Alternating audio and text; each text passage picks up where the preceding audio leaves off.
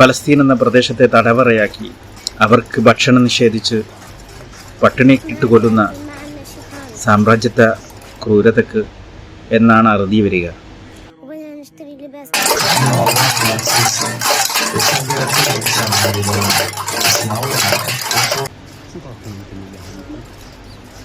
ഒരു വേറിട്ട സമരരീതിയുമായിട്ടാണ് ബഹ്റൈനിലെ അദിലിയയിലെ ഒരു സൊസൈറ്റി ഈ വിഷയത്തിനെതിരെ പ്രതികരിക്കുന്നത്. നൂറുകണക്കിന് സ്ത്രീകളും കുട്ടികളും മുതിർന്നവരും ഒരുമിച്ചുകൂടി അവരുടെ ഭക്ഷണപാത്രങ്ങൾ മുട്ടി ശബ്ദമുണ്ടാക്കിയും വായ മൂടിക്കെട്ടിയും ഗസയെ പട്ടിണിക്കിട്ട് കൊല്ലുന്നു എന്ന പ്രമേയം അവതരിപ്പിച്ചുകൊണ്ടൊരു വേറിട്ട സമരരീതിയാണ് അവർ കാഴ്ചവെച്ചത്. എന്നാണ് ലോകം കണ്ണു തുറന്ന് ഗസയിലെ പിഞ്ചു കുഞ്ഞുങ്ങൾക്ക് ഭക്ഷണം നൽകുക?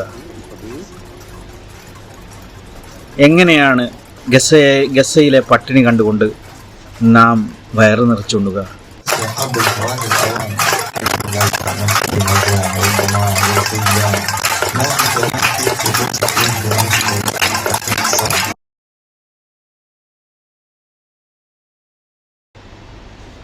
ഈ ക്രൂരത എന്നാണ് അവസാനിക്കുക? ഫലസ്തീന് സ്വാതന്ത്ര്യം ലഭിക്കട്ടെ.